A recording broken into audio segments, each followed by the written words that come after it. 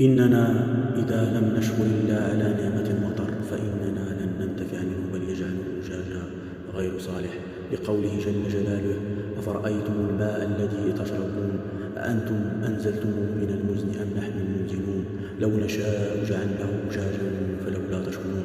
شكر الله يكون بالقلب واللسان والجوارح. شكر القلب بأن يعترف الإنسان بقلبه ويؤمن بأن هذا من فضل الله ورحمته، فاللهم لك الحمد والشكر على نعمة المطر.